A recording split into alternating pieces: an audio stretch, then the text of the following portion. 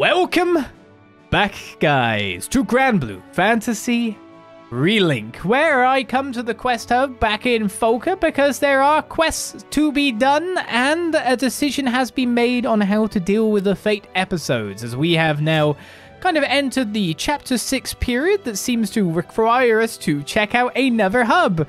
However, we are back in the base hub to, well, deal with some of these Fate episodes that we have, which we have quite a few. New Fate episodes galore. In fact, we can go up to episode 5 on pretty much every character by the look of it. Which is what I think we're going to start off doing. There's slot pluses and stats and all kinds of things to get if we do it. And most importantly, I think it's good to actually have a bit of a backstory for our characters before we continue on with the story further. It was a YouTube comment made about the fact that it feels like you have to play games before this one to even understand what's going on with these characters when there's a system for it. And if we don't do it at some point and clear it out, we're just going to always be playing catch up. So I'd rather have it all done and then, you know, whenever a new episode unlocks, go across everyone again. Do you know what I mean? So with that said, and with that done, let's start with a little bit of battling, as there are now easy and normal quests to do, but we'll start nice and easy with defeat hornbirds and wyverns for some shards galore. Please be careful. Quest accepted. Let's see if I remember how to play at all. We're well above the para too.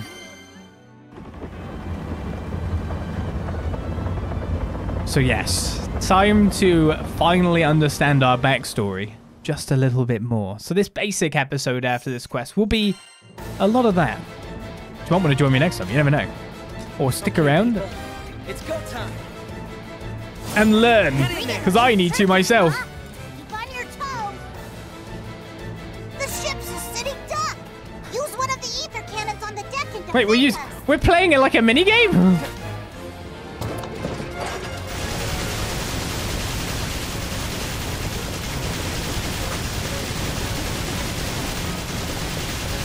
Is this duck hunt now?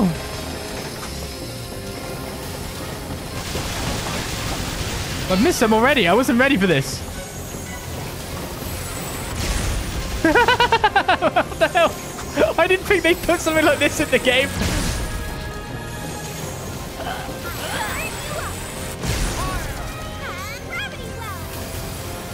I think there are guys on the deck, by the way. Uh-oh. I was wondering how much I could get from that. What's going on? People are leveling up because of my shooting guys. Can we take 5? We'll have a break. I think it's fine. They just keep coming. But we'll show them who's boss. Looks like there are different colors of them too. Yeah, there we go.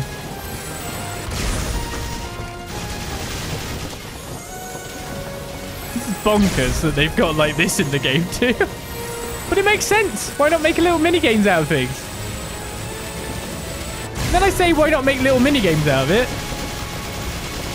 But I imagine there'll be actual proper ones as well. Like proper stages built around this in the multiplayer? I don't know.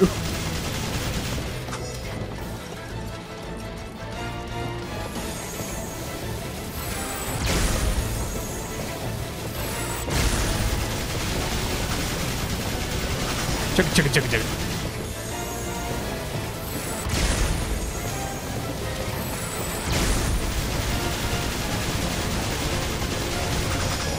They're coming straight for me, Captain.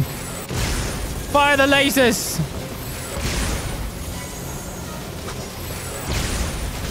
Chugga, chugga, chugga, chugga, chugga. Ooh, it feels really good on the trigger as well. It really like bounces and hops on the haptics. What the hell?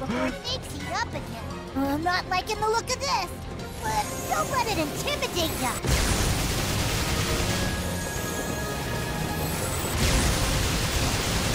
You get headshots, maybe?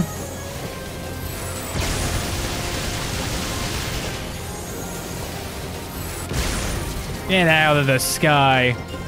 How many of them are there? Don't let them swarm you.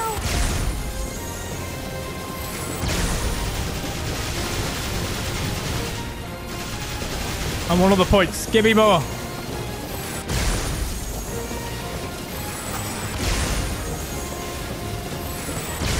Gonna go for the AoE side of things here, I feel. Is that one landing? I think it did, you know. I think it landed. Nice one. I think my guys killed it instantly, so I think it's all good. They land if we don't shoot them down before they get here. You got that, guys?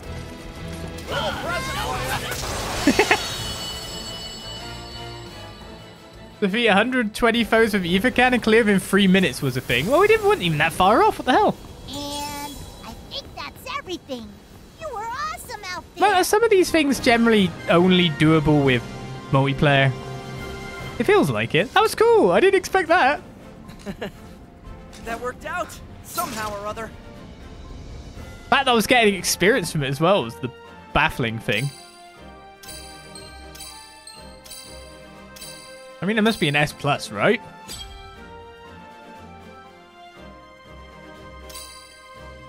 Just an S? Well, okay. Okay.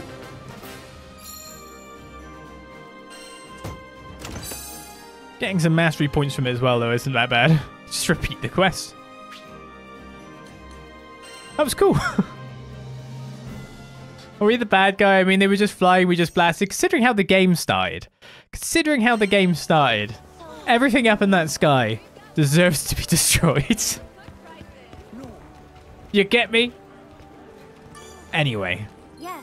After that cool action to start the episode, let's finally go through our Fate episodes. We have 7 characters in which we have 4 episodes each to go through. I'm guessing the episodes for Gran, which I really should have called Olizandri, now that I think about it, except I don't think it would have fit. I think we had a 10-letter name.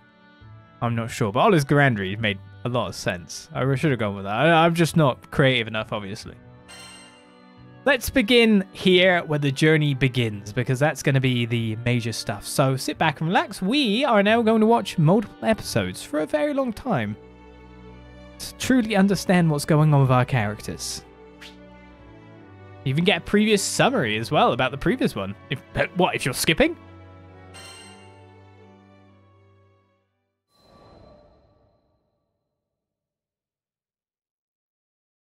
Now, where was I? Oh, right. We just humiliated the Empire, who probably had reserves waiting somewhere close by. We realized we needed to get off Zinkenstill. Fast. The Empire was not going to rest while Lyria was on the loose, and I figured that since we shared a life force now and all, it was in everyone's best interests if we stayed together. Plus, I'd always wanted to explore the far reaches of the skies, though doing it on the run, not what I had in mind. There was so much to think about, so much to decide.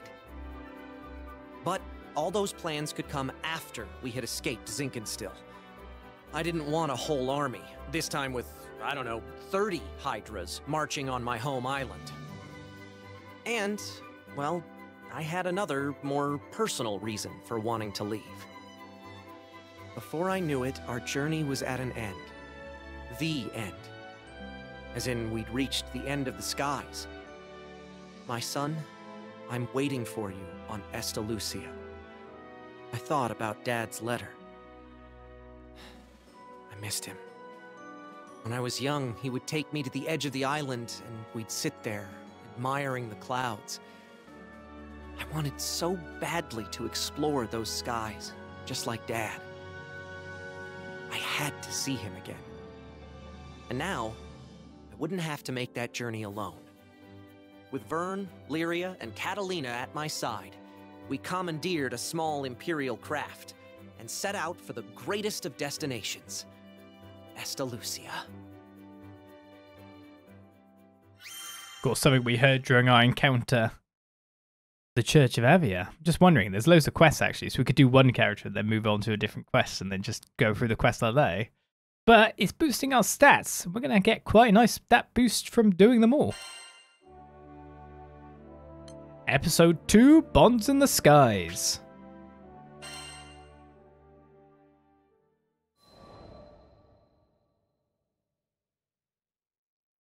From the moment we left Zinkenstill, our adventures were hectic, to say the least.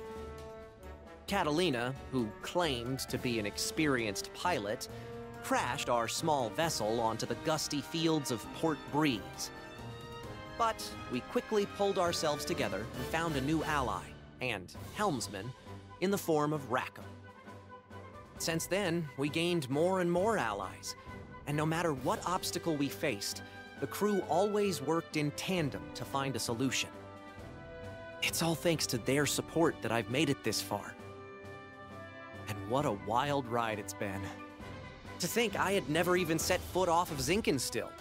But now, I can't even count the number of islands we've saved, let alone visited. Sure, being a roving band of heroes is difficult, but it's got its perks.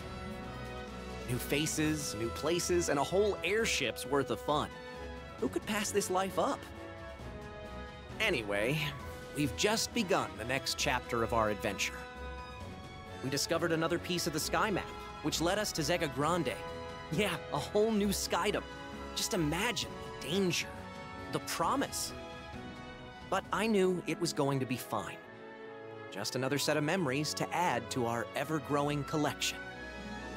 I hope you're ready, Zegagrande, because here we come. Interesting enough, that's here. So we didn't get too much backstory. Alright, the next episode is Vern's Doubts.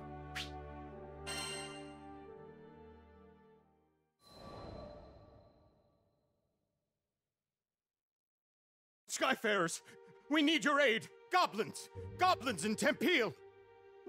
We were at the dock in Folka, taking care of landing procedures, when a panicked old merchant rushed toward us.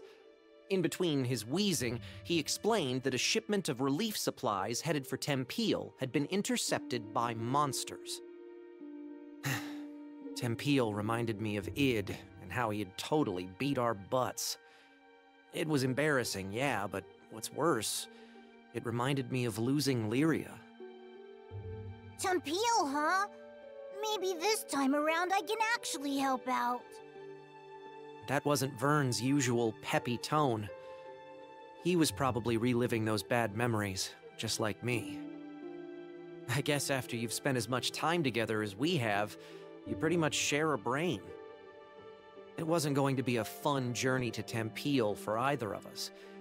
But we were Skyfarers, and desperate times called for brave faces.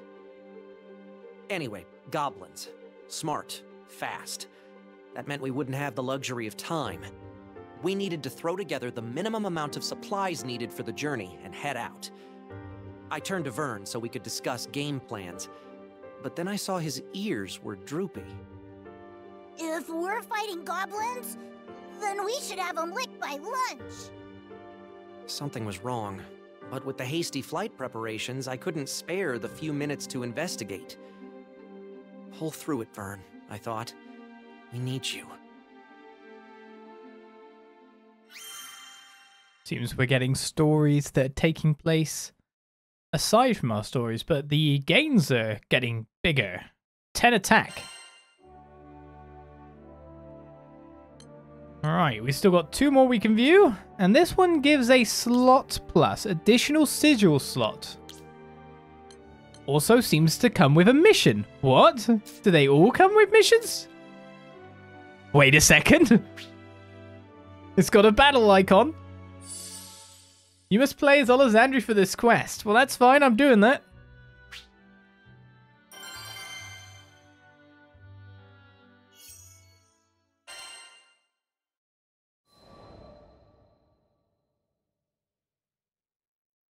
A little less than an hour later, it was time to depart. But Vern was nowhere to be found. Hurry, Skyfarers! We can't waste another second! The later we got there, the more supplies would be stolen or destroyed. This could add up to weeks or even months of delay in Tempeel's restoration. Vern, I hope you're okay, bud. I was worried out of my mind, but a captain's gotta do what a captain's gotta do. I left a message for Vern with the merchant, and we set out. Goblins? I can't even fight stinking goblins! What good am I? Just a scaredy lizard who brings everybody down. Man. If only I was more like my pal, swinging swords and shooting spells. Then I'd finally be able to help out. Maybe I could have stopped Avia from taking Lyria. Maybe I could have done something. How do you live the skyfaring life without combat skills? Heck, I can't even blow sparks, much less fire. What kind of dragon can't breathe fire? Ha! I tell everybody I'm a cool dragon, but I'm just a faker. You are unworthy. You were right, Ed. I'm not worthy. Not worthy of being in the crew. Not worthy of being the captain's best bud. Ah, finally, here you are. I was looking everywhere for you. Uh-huh. What did this old dude want with me? Your captain left you a message. The crew's gone on ahead, but as an indispensable member of the Grandcypher, they want you with them as soon as possible. And that's an order. Indispensable? That meant, like, VIP, right? Me? For a second there, I was about to blow it off. Like, yeah, right, my bud's just saying that. But then I remembered, this crew had always kept it real. No lies, no flattery. Yeah, we kicked butt because we believed in one another. These guys were my best friends. And maybe we weren't perfect. I mean, we lost to Id, but my bud put his captain boots on and got right back up and tried again. It was never about swords or magic. It was about always moving forward, never giving up. And more than anything, it was about being there for each other. What was I worrying about? Who cares if I couldn't fight? There are 1,000,002 ways to help on an adventure. I mean, you try questing without a cook or a healer. Hello? Merchant of Ern, do you read me? If you're done daydreaming now, I've got a ship ready to go. It was time to get a move on, or I wasn't worth my scales. Sorry, everybody. Your pal Vern is on his way.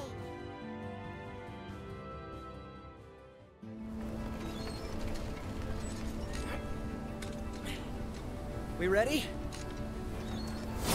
The supply should be this way. Let's move. Uh-oh, our potion stock's running low. We'll be okay against a few goblins, right? Hopefully. Just don't overdo it.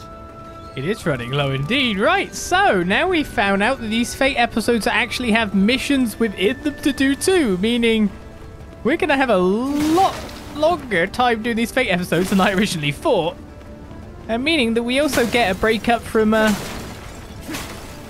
of the, well, dialogue to be something else as well, you know? It's not bad. Also, these guys are way too low level. We should have done these a lot earlier. Now that we know they're like a combat scale to them and they're supposed to be done at certain times. Sure hope Vern's okay. He was really down, wasn't he? Poor Vern. We 100% know we should do these now rather than sit on them. Get out of our way! We're in a hurry here! Armor break! Bet you can't hit me! Been saving this one.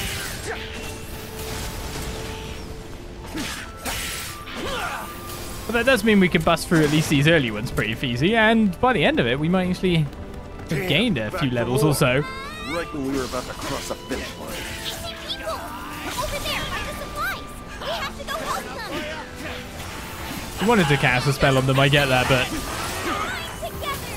it's not likely to happen at the rate of which I'm smashing guys, especially considering I've been given the extra attack now, so even my normal auto attack's hitting fair. A little bit more than before. Folks doing okay? Skyfarers! We're doing better now. We need these supplies to repair 10 fields. Please, could you protect them? We're on it. Take cover, okay? Looking good. They're weaker now! How dare you dodge? I think that was the last of them. Thank you. You've saved Temteel's future. Heads up, goblin reinforcements. Just don't quit. They gonna jump it? Miss me? Took me forever to catch up. Vern, was that an explosive? When did you get bombs? Here come more of those stinking gobbles. Can you take them? Sure can. They did jump it. Ow. Well, that's fine. I obviously blocked. I body blocked. My allies chewed them up. Wyverns are coming from above. Watch your noggin. If those goblins managed to steal any more of the supplies, then the relief effort's good as done. No kidding. They've already hauled half our grain to higher ground. Higher ground? Sounds like a job for a cool dragon. That's a great idea, Vern. Put your wings to use. Are you sure you can manage? What if the goblins spot you? Piece of cake. I'll be back in 30 seconds or your money back.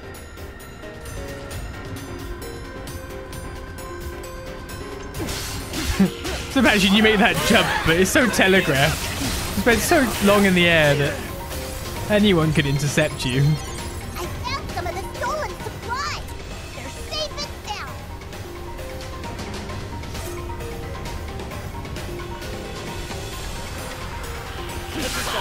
Try to keep up and save it, this one. Here's the second bunch. I brought potion. Everyone feeling better? Thanks, Vern. You're a lifesaver. Those goblins are getting mad. I'm barely getting the help here. Looking good.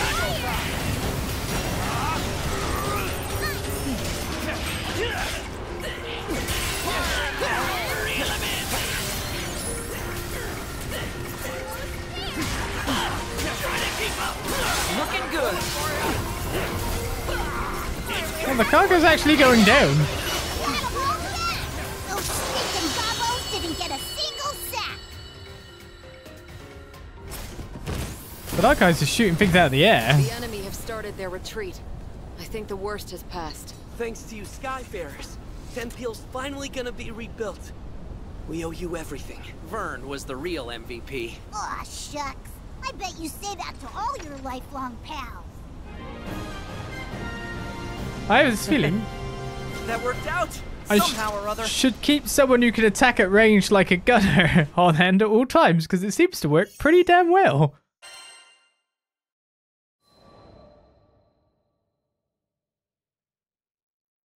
After we'd secured the supplies, Vern talked about how he didn't think he was good enough for the crew. Obviously, he was the only one that felt that way. I'd always appreciated his support. During fights, he was a supply runner, lookout, and cheerleader. And both on and off the battlefield, he was my courage. But even the best people, and dragons, get discouraged sometimes. I really should have been more vocal about my appreciation. I made sure he knows now. We won the day because he came flying to the rescue. Just like I knew he would. I'll always be there for you, pal. He was back to his old self, basking in the praise of the crew. Which caused his ego to swell like a balloon, but hey, who doesn't need a little confidence boost after a dip? And Vern, let me just say it now. I value you. And all the hard work you do. From the bottom of my heart, thank you. Best buds. A sigil slot has been obtained on Gran. So what does that overall mean for me? Gear, Olizandri, sigils, it just means we can get even more good stuff on, like attack power or health, or more damage is better than nothing, I guess. Attack power 1 goes down 2 damage. If I was to go with a health, I would lose 4 damage. So each trait level seems to be 2 or more. It's not bad by me. Having more slots obviously means I can get more abilities too. So I definitely need to be working on getting them. Another way of powering myself up. How many sigil slots can I have, by the way? If you look how big this menu above me should be, that's kind of crazy. But yeah, thank you for gifting a sub during that as well. Well, we got one more to view here. And now we know the actual structure of these things. View the requests? We know that we've got quite a lot of time in front of us at this point. Victory is sweet as an apple.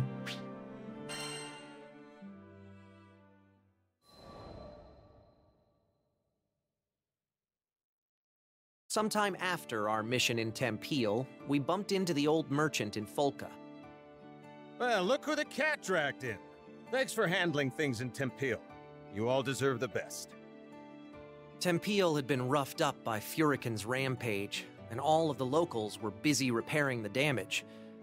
The work we did that day had been crucial to those recovery efforts. Out of curiosity, my young lizard friend, were you much help to your crew? Uh-oh. He said the L word. I turned to Vern, ready for his usual furious tagline. Thanks, Pops. You really helped me see the light. Huh. This was new. The old man threw an apple to Vern, and they exchanged a nod. Then, without explaining this bizarre bond between them that just came out of the blue, he left. Does anyone else feel like the space-time continuum just broke? Io was staring, dumbfounded at the small dragon, who was already happily munching away on a tart Granny Smith. Had he matured? Enough to ignore his most hated of hated insults? Seriously, this is just too much to believe. He called you a lizard and everything.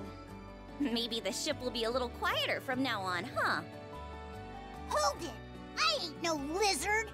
And don't you say that in front of the apple! What if it hears you? Maybe he'd get there in another adventure or two. I mean, if he doesn't want to be called that, 15 whole attack for that. 50 HP as well. My attack rose by 50 overall? It's a pretty significant percentage, like 20% extra overall. Kind of ridiculous. Right, with Gran's done, that's half of the Fate episodes clear by the look of it. 6 out of 11. So we move onwards, of course. We want to see everyone's before we move on with our story. So, let's get underway. Episode 1 for Katalina, a vow witnessed by the skies.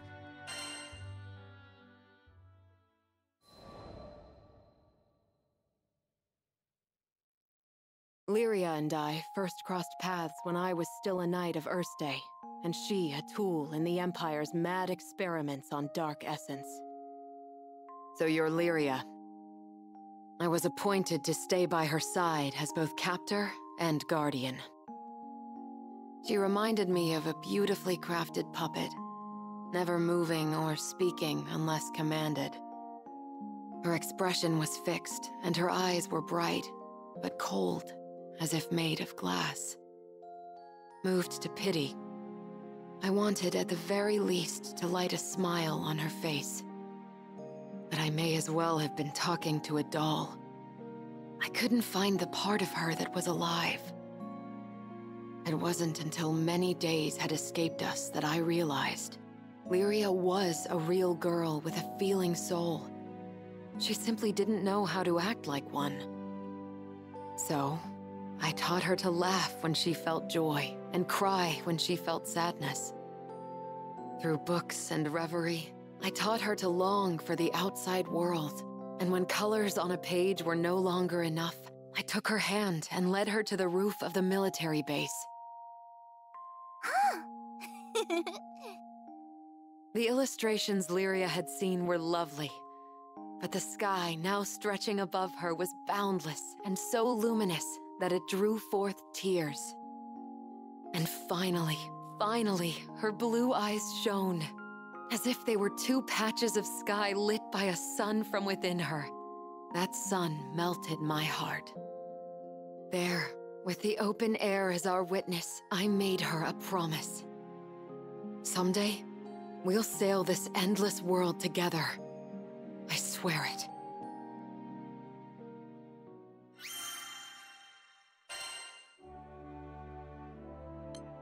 Episode 2. A world you will come to know.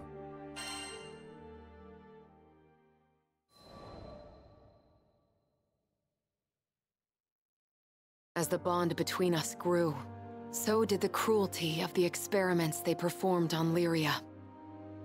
Lyria doesn't belong here. No living creature does.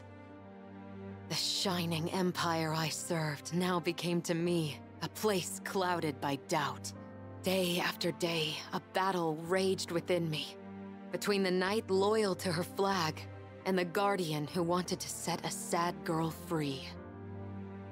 Then, one day, a memory of Lyria's response on the roof broke through like a clear ray of light. Really? You'll show me this endless world? I had made a vow. There was no more question where my allegiance lay. I took her hand once again. This time, not to simply gaze at the sky, but to leap into it.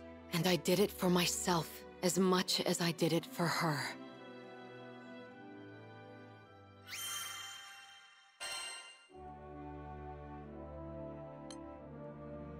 Ooh. Interestingly, we can't actually continue on with this one at the moment. Progress through the main story. Finish episode 2, 3. So conditions to awaken not yet met. Okay, so not everyone can be brought up in the same way. Certain characters can. Certain characters can't. Clear the Pilgrims of Avia, for example. So we could definitely do Rackams. Maybe not EO? Oh, so some can, some can't. Alright, well let's start off Rackams then. Fantasy versus Reality, episode 1.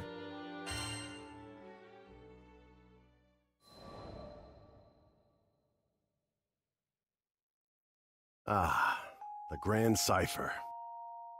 Ever since I found her abandoned behind a cliff, it was love at first sight. I was just a kid, but I had lofty dreams of repairing that ramshackle airship and taking her to the skies. Back then, I didn't know the difference between a porthole and port side, but I was determined. I dove into books bigger than my head, and I learned basic airship repair, helmsmanship, the whole kit and caboodle. After a ton of elbow grease, the day had come. The Grandcypher was finally ready for a test flight. I still remember how my hands trembled as I grabbed the rudder. And wouldn't you know it, she actually lifted off the ground for me. Nothing quite like watching your first love take to the skies, is there? But before I could take it all in, my dreams came crashing down.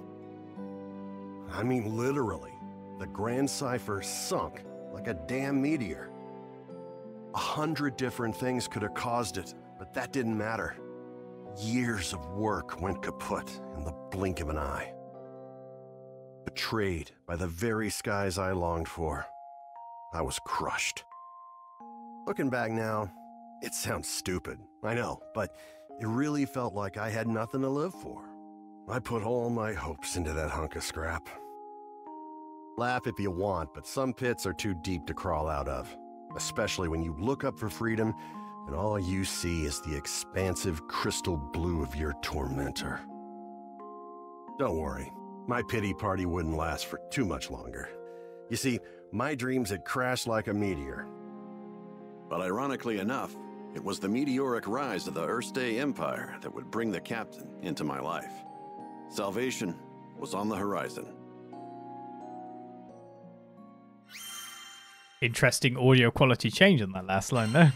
Wondering if they had to re-record it or something. Just lucking upon an airship that seems nigh on indestructible considering what we put it through at this point in time. Episode 2, back at the wheel.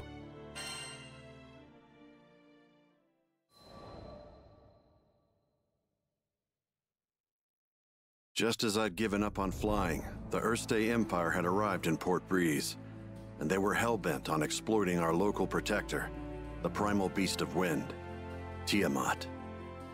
Their twisted machinations caused her to go on a rampage. Port Breeze was in peril. Fortunately, we had an ace up our sleeve, Lyria. Thing is, Lyria needed to get close to Tiamat, which meant we had to go up, and to go up, we needed to fly. Thought I'd already closed that chapter of my life when the skies betrayed me, but lives were on the line. Quick, get on the Grandcypher! I don't know what got into me. She fell once before. Hell, I knew she might fall again. Nothing like a healthy fear of death to keep you grounded, eh? But the people of Port Breeze and my new crewmates had entrusted their fates to my piloting skills. My own fear was insignificant. All I needed to do was trust myself too. It's a damn shame it took me this long. But I'm back now, and ready to face the skies if you'll have me. As the Grandcypher's engine purred to life, I knew I would no longer be encumbered by fear. I gripped the mast with pride as I set our course directly above to the rampaging Tiamat. Lyria quelled the primal beast, and catastrophe had been averted. Not to mention, I could finally dream again. Ever since that day, I've been the helmsman for the Grandcypher and its crew. And it's been one hell of a ride. I've since formed a pact with good old Tiamat and made amends with the shipwright primal who built the Grandcypher, Noah. So, Zegagrande Skydom might be uncharted territory, but my role remains the same.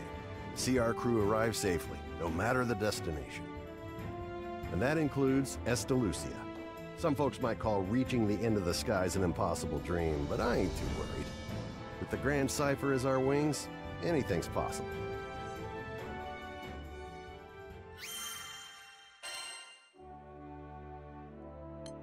Alright, next up's episode 3. Them's the breaks, kids. Seems that the other characters have a bit more of the backstory involved in them. But we quickly come forward again. To current times by the look of it, or...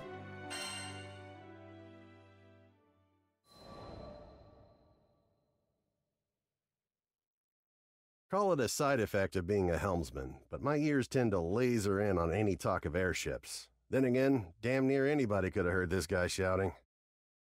No! No! You can't do this! She's still skyworthy! She can still fly! The distraught man was making a scene outside. 3 seemingly unfazed onlookers surrounded him. Between all the belly aching, I pieced together the man's story. He was an engineer, was upset that an airship called the Nautilus was set to be decommissioned. His 3 friends, meanwhile, were telling him to see reason that an old ship like that would be more useful as scrap. Reminded me of the Port Breeze days, back when my own dreams seemed like unscalable walls. The 3 onlookers were a young helmsman, a young mechanic, and an older merchant. They presented a unified front against the engineer, countering each of his arguments threefold whenever he opened his mouth to protest. As much as I wanted to help the guy, the trio were speaking the truth. Repairing the damn thing would cost buckets of rupees, and you can't fix an airship on gumption alone. Trust me, I've tried. Them's the breaks, kid. I turned to leave. None of my business, right? But dumb old me, I had to pause as my ears caught what he said next. We made a pact, didn't we? Don't you remember? The Nautilus. You promised that we would take her to the skies. He could barely hold it together. You could hear it in his voice, the desperation as he clung to a quickly fading dream.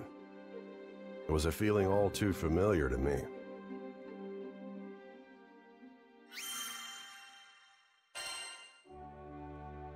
And now we move on to our quest for another slot then. Down but not out. We must play as Rackam for this quest, and it automatically sets him as us, so I don't know what your skills are currently, or you've got one skill not set, or you just don't actually have a skill yet. That seems to be more of a thing there. So I guess we can quickly go to the masteries. See, I've got 79 points, so that's not too bad. Maybe we can get you another skill. Like this one over here, Wild Gunsmoke. Grants attack plus a critical hit rate up and inflicts defense down on Rackam as they max out the heat gauge and temporarily stops the gauge from decreasing. That sounds like a thing. Ah! I think I get it! And I may as well get you this one off to the side because that always looks like some that I could miss in time and just forget about to, like, clear out. Just a little bit. Mobile Gunsling as well. Raises Rackam's movement speed during attacks. Not bad. Now we're going to power you up a little bit. Enables Rackam to resume charging Bullseye Blast. Rackam dodges while charging Bullseye Blast. He can resume charging it later. It's all coming back to me. I'm just going to give you all the points, am I? 15% at this point of your completion. I mean, it's still the exact same amount as Gran, so I guess that works out. Alright, let's go. There's another thing these Fate episodes are going to do and make me play as every character earlier on than I expected to.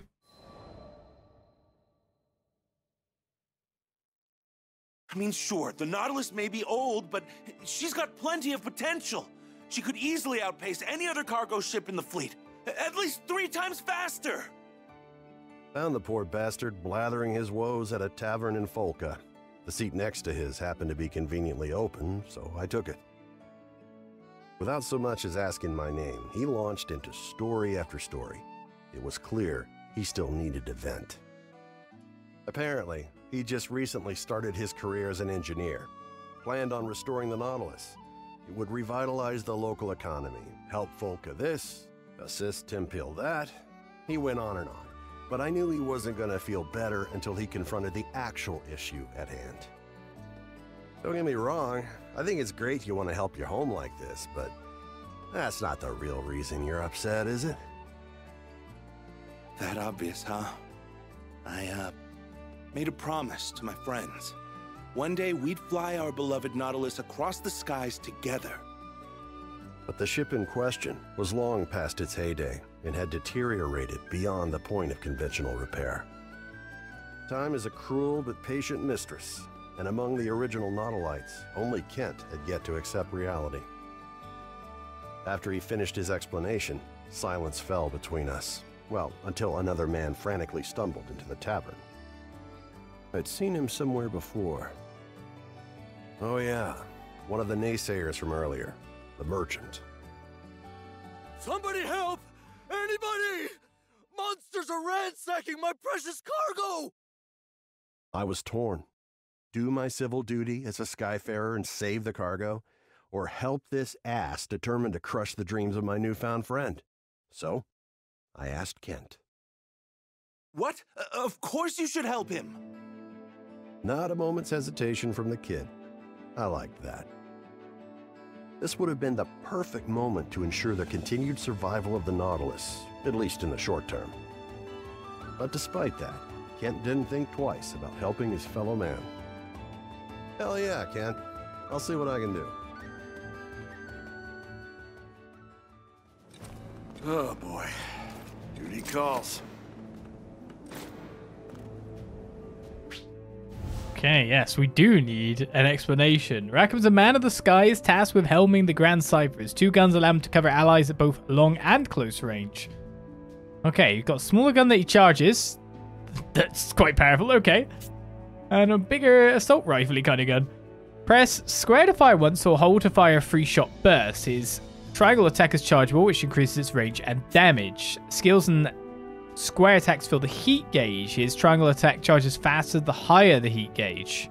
According to the merchant, our destination should be around here. I just hope there's anything left to save. Let's get moving. Say that, I'm just wondering if there's cramps to find. Somehow doubt it, but still, as a beautiful cat comes into shot behind me. That all?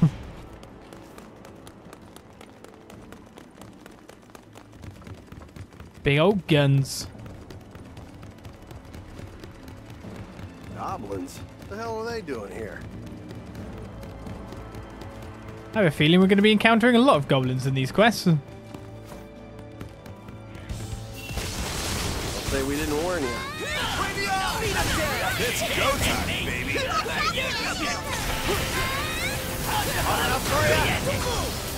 What's my overall range of this? Not bad, if I say so myself. Now then, where were we? Don't know what the difference kind of like in damage is, or... Where's the heat gauge? Is it more just a representation on me?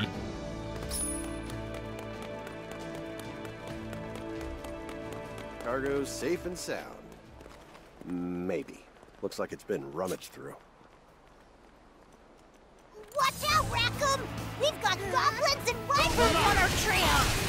Oh, I see the heat gauge now. Even if I keep firing cool mortar blasts, okay. Just don't let him get close to the cargo. Set it all on the bullet. Hell yeah. Oopsie daisy. I guess I'm too busy shooting. It's go time. We fight us looking good. Everyone else is taking guys out before I even get to. Bet it all on the bullet. Whew. Like high damage single target attack. Just feels like I'm standing around, just and able to hit everything from wherever I'm at, you know? Sucks to be you. It's go time. Oh, I missed him. Oh, you're in for it. There's a quite luxury to being the ranged guy, isn't it? We end it. So the big shot finally decided to show up, huh? Well, you're going down like the rest of them. Been saving this one. Fire! Trigger finger's itching. Bring it. Simple but effective. You monsters screwed up big time today, because you chose to mess with the best crew to ever cross these skies. Hey, Rackam's pretty cool. Ha! No need to thank me. The simple of just being in the middle of it all, just turning and shooting, is pretty fun.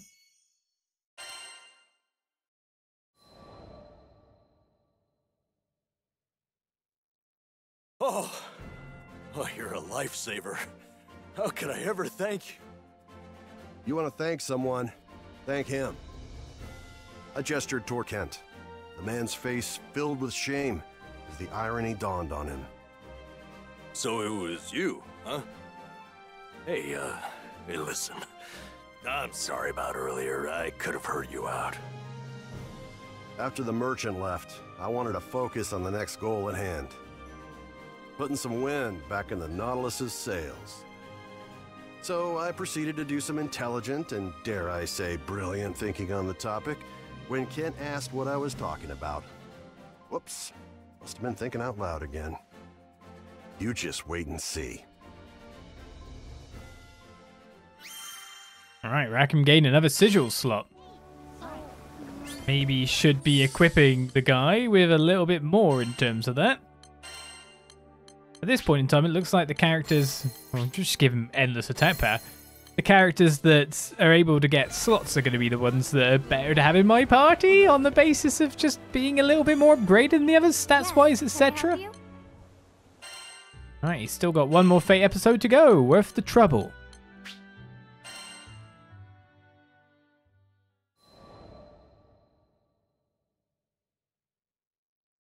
How many times do I gotta say it? Getting parts to fix the Nautilus out here in the boonies is next to impossible. I've never been good with women. My words never come out quite the way I mean for them to. I thought maybe Miss Mechanic would be on board, but... I probably shouldn't be doing this behind Kent's back anyway. I'm telling you, I've tried everything. Sure, I'd love to see her fly again, but it's time to... get real. Right? Hey, come on. That was against the rules. How was I supposed to keep a stern attitude against that blubbering mess? When I finally got a word in edgewise, I let her know I already had the parts she needed.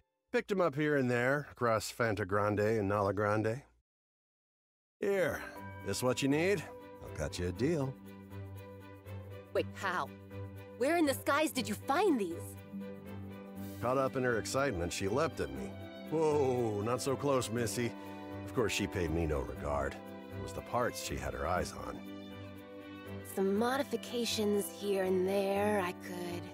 Yeah. I can't believe it. The dream is alive. Yep, the dream was alive. She didn't have to say it. The look on her face was enough. All that hubbub from earlier was nowhere to be found. After forking over the payment, she happily took the spare parts off my hands. She also made sure to plant a big fat kiss on my cheek before scurrying off. Sheesh, at least warn a guy beforehand, right? Women, I swear. In any case, the winds were starting to blow back in their favor.